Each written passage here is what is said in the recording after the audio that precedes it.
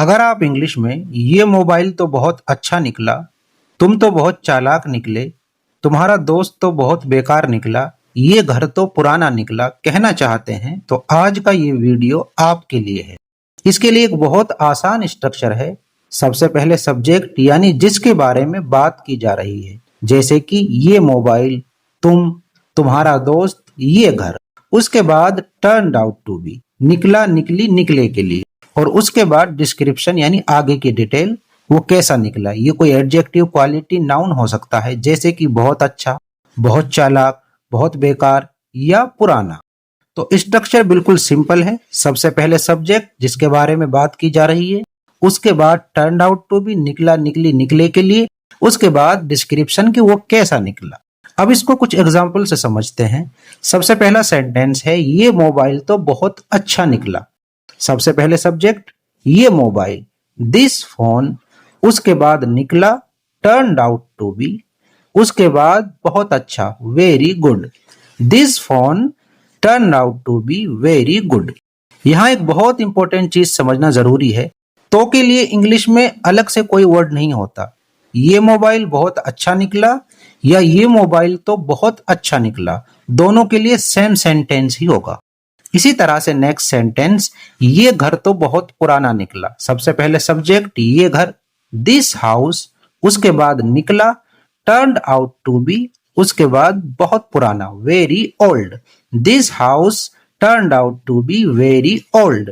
इसी तरह से तुम्हारा दोस्त तो बहुत बेकार निकला। सबसे पहले सब्जेक्ट तुम्हारा दोस्त, your friend.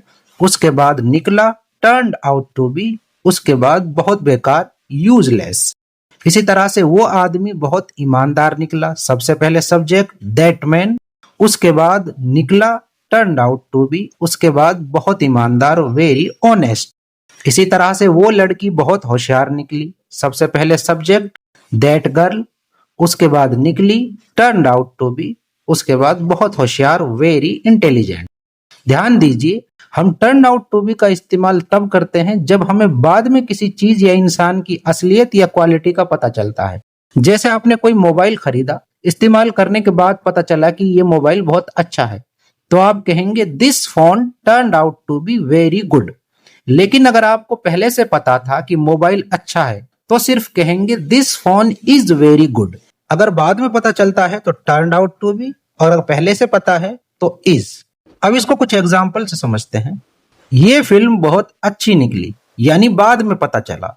This movie turn out to be very good. अगर पहले से पता था तो फिर हम इज का यूज करेंगे, this movie is very good. अगर पहले से पता है तो इज, अगर बाद में पता चला तो टर्न आउट टू बी।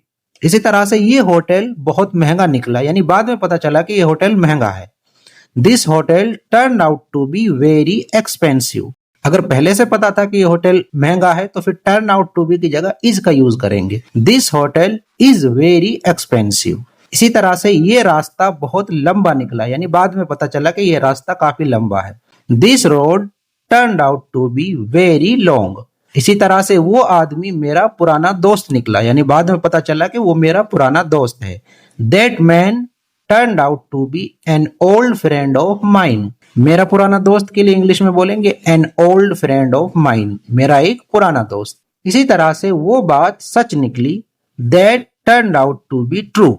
बात के लिए अलग से वर्ड यूज नहीं करते, दैट में ही वो बात का मीनिंग छुपा होता है, यानी दैट वो या वो बात। That turn out to be true, यानी वो बात सच निकली, बाद में पता चला। इसी तरह से मेरा अंदाजा सही निकला, my guess turn out to be correct, यानी बाद में पता चला कि मेरा अंदाजा सही था। तो आज का सबसे इंपॉर्टेंट पैटर्न याद रखिए।